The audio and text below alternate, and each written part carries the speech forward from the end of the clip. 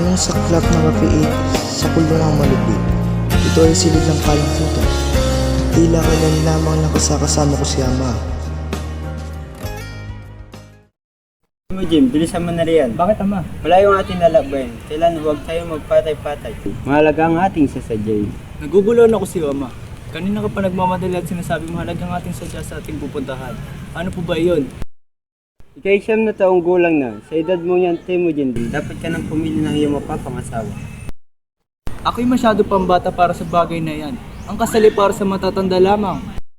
At ang batang ito,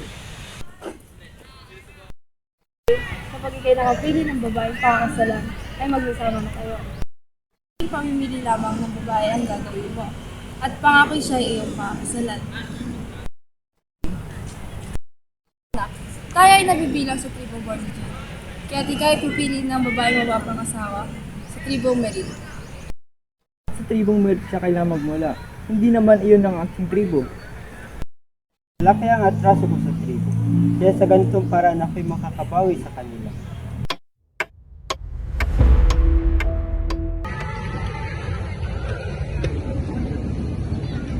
Ano ba? Grabe natin si Yesugay. Ngayon din. Ayun, si Yesugay. Takbaibo. Sino kayo? Yesugay, hindi tayo dapat rito para makinig sa mga dahilan mo. Kaide, alam ko may atraso ako sa'yo. Pero hindi ba pwede nating ayusin ito sa ibang paraan? Ayusin? Paano mo ayusin ang sirang buhay ng kapatid ko? At paano mo mababayaran sa tribo namin iyon? Wala akong maibibigay siya na sapat na kapatawaran, Kaide. Pero gagawin ko ang lahat para maayos ito. Lahat napakaganda pakinggan. Simple lang naman ang kakikilig. Ang anak mo si Temujin ay kailangan magbayad. Temujin, bakit siya? Hindi siya pwede magpakasal sa tribo ng Borjigin. Sa tribong Merit lang kailangan magmula ang kanyang magiging kabiyak. Ito lang ang paraan para mawala ang galit ko sa iyo. Tanggi ako, ano ang balak mong gawin? Kung tumanggi ka, masisigurado kung ito ang huling beses na makakahinga ka. Ang desisyon mong yan ay magdala ng kapayapaan.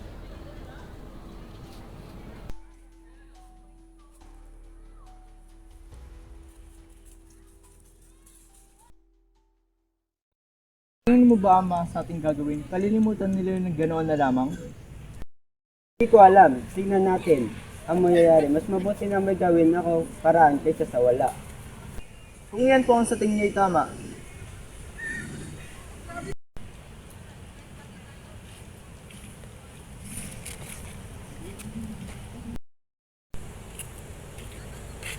Temujin, magpahinga muna tayo. Ama, napagod na rin ako. Gagalugarin ko lamang ang paligid. Huwag kang lalayo at mag-iingat ka.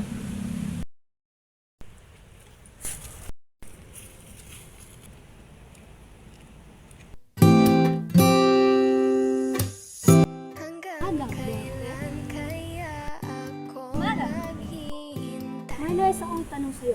Kailan mo balak mag-asawa? Sandali lang. Ano ba yun? Sumama ka naman. Saan? Basta sumama ka naman. Anak, Dorte, lumapit ka rito. Nais kong maglakbay ka patungong bayan. Bakit po ako ang iyong naisutusan? Dahil nalalapit na ang iyong kapalaran. Ganon po ba yun?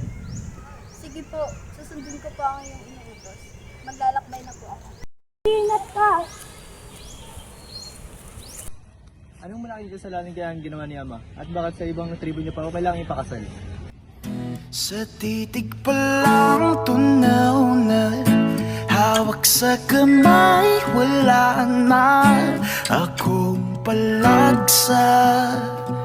Ay pag-ibig na ata. Ayos ka lang? Sa ilalim ng kalawakan, pangalan mong isisigaw sa ilalim. Huwag kang sumigaw, wala akong gagawing masama. Tatanggalin kong pagkakatakap sa iyong bibig kung mangako kang hindi ka na mag-iingay. Magtiwala ka sa akin, hindi ako masama. Bakit kita paniniwalaan? Eh hindi naman kita kilala. Kahit di mo ako kilala, kaya kong patunayan sa iyo na ako'y mabuti.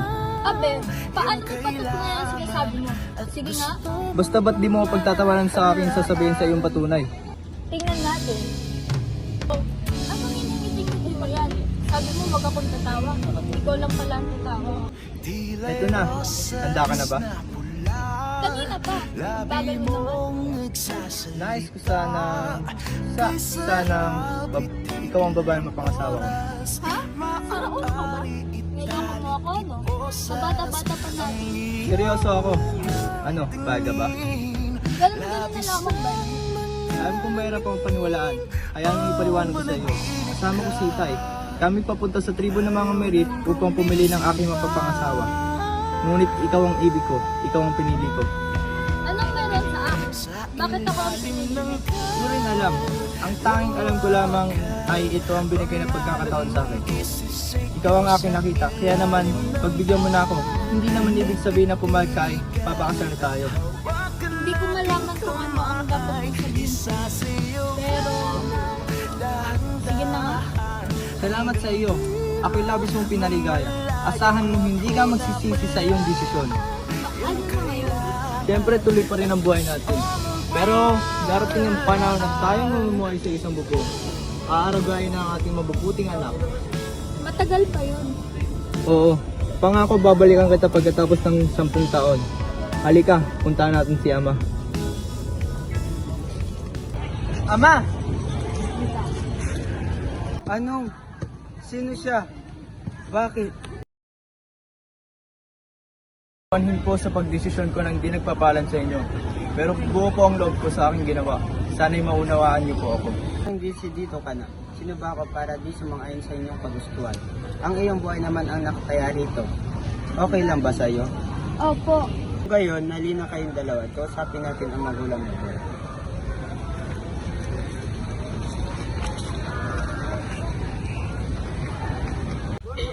Hindi ba't masyado pang maaga para sa ganitong usapan? Napakabata pa nila. Paano kung magbawang isip nila habang lumalaki? Naiintindihan ko ang iyong pag-alala, Bortan. Ngunit alam naman natin lahat, ang kasundang ito ay bahagi ng ating tradisyon. Bukod pa riyan, kitang-kita ko naman ang sinseridad ni Timujin, kahit bata pa. May respeto at pagmamalasakit na siya kay Borte. At higit pa riyan, hindi natin pinipilit ang mga bata. Ang pagmamahalan nila ay tila natural. Nabanggit pa nga ni Temujin na nahulog siya kay Borte nung silang magkita. Ganoon din si Barte. Nagdiningning ang kanyang mga mata sa tuwing nababanggit si Timujin. Sa tingin ko, hindi magiging hadlang ang kanilang edad kung tunay ang nararamdaman nila sa isa't isa. Kung ganoon, ano ang plano natin? Hindi natin sila pwedeng madaliin. Pero kung ito ang tamang panahon, kailangan natin pag-usapan ang tamang kasunduan. Mumungkay ko na ipagkasundo natin sila ngayon. Ngunit kaya muna natin sila lumaki. Kapag nakatungtong na sila ng 19 na taong gulang, saka natin idaos ang kasal. Isa pa silang panahon upang matutunan ang kanilang mga responsibilidad. Sumasang-ayon ako diyan. Sa panahon iyon, magiging handa sila sa lahat ng hamon ng buhay mag-asawa.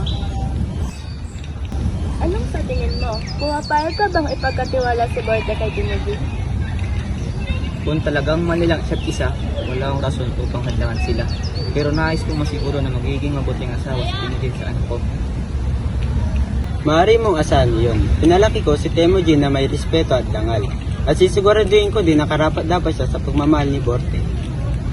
Maganda, sa ganitong paraan, magtutulungan ang ating mga pamilya, hindi lang para sa kanilang kinabukasan, kundi para rin sa ating pagkakaisa ng ating mga tribo. Mabuti. Pero sa ngayon, hayaan na muna natin maging mga bata sila. Marami pa silang dapat matutunan bago ang araw ng kanilang kasal.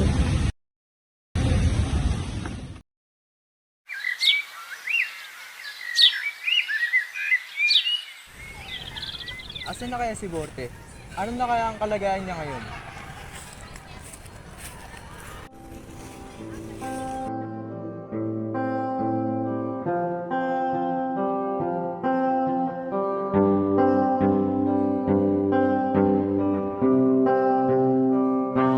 Borte? Ikaw na ba yan?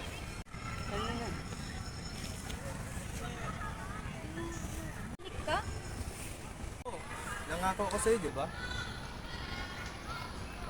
Sino siya? Eh ikaw, sino ka ba? Siya yung taong hindi ko inaasahan makikita ko sa kagubatan noon. Yung pinakilala ko sa'yo dati. Hindi ka ba nasasabik sa ating pagkikita muli? Kaya bumalik ka ngayon, Timujin. Tingin mo, naghihintay lang siya para sa'yo. Oo, iniwan ko siya. Pero hindi dahil doon hindi ko siya mahal. Iniwan ko siya para maganda ng mas magandang buhay para sa amin. Ngayon, ito na ako. At tutuparin yun. Pangako? Anong silbi ng pangako kung iniwan mo siya ng ganong katagal? Habang wala ka, sino sa tingin mo yung nasa tabi niya? Ako ang nandito para sa kanya. Tama na, Caspian, Temujin. Hindi ko na alam ang gagawin ko sa inyong dalawa. Tsaka, Caspian, bakit parang galit ka? Tagal ko nang tinatago ang nararamdaman ko sa iyo, Forte. Akala ko, nakalimutan mo na yung lalaking nasa nakaraan mo. Akala ko, may pag-asa maging tayo. Matagal na kitang gusto, ngunit di mo makita ang halaga ko. Ano? Akala ko kaibigan ng turing natin sa isa't isa. Kaibigan, tama nga naman. Sino ba ako sa'yo? Kundi hamak na kaibigan mo lang. Borte, hindi ko na kaya mawala ka ulit. Patawa ka, Timujin. Ano bang ikinagagalit mo? Ano ka ba sa kanya? Kaibigan. Kaibigan na nanatili sa kanya. Kaibigan ka lang. Wala kang alam sa pinag-usapan namin noon. Borte, tignan mo nga ako. Sa lahat ng oras kasama kita. Habang siya, wala. Pasensya ka na, Caspian. Hindi ko alam. Hindi ko alam na nahuhulog ka na para sa akin. Pero si Temujin, Pero ano, Borte? Sasabihin mo pa din bang mahal mo pa din siya? Kahit na iniwan ka niya na ng ganong katagal? tama na, Caspian. Alam mo kung gaano katagal ko siyang hinintay. Huwag ka na muna mangialam. Halika na, Borte, sumama ka sa akin. Hindi, sa akin siya sasama. Tumigil na nga kayong dalawa. Aalis na lang ako mag-isa. Kung hindi man Paumanhin kong inibig kita, kahit alam kong may hinihintay ka. na ako ay mahalin mo rin. Asahan mong di ako magdaramdam kahit ako ay nasasaktan.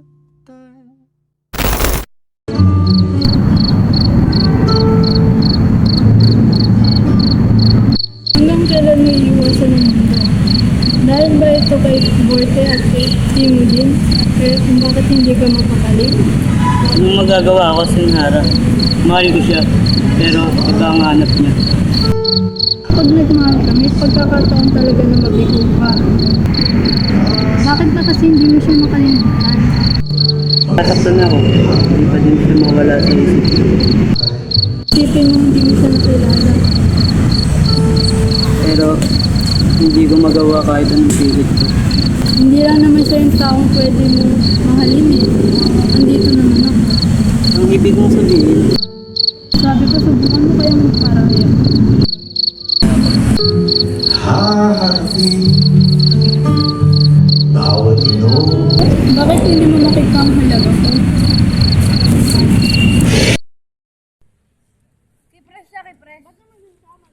Sa pagkumpas ng iyong kamay, aking landas ginagabay. Nag-iisang tiyak Sige po, Ama. sa 1,000 duda, silong sa iyak at pagluluksa.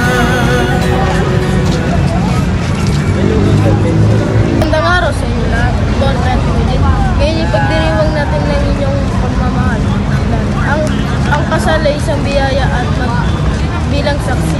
Timujin, tinatanggap mo ba upang maging asawa si Borte? Opo, Padre.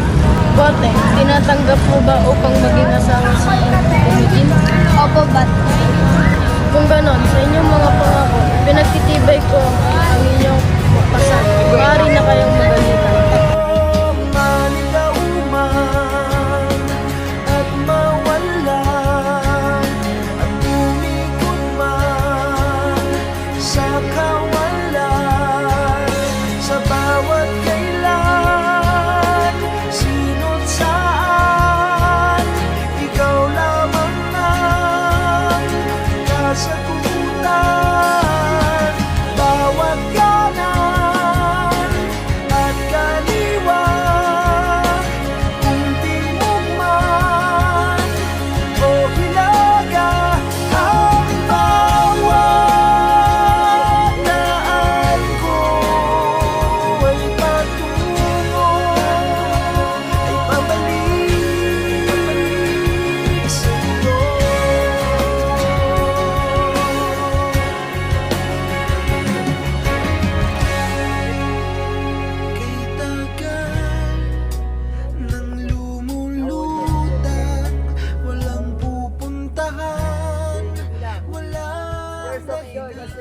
Magpapahinga na.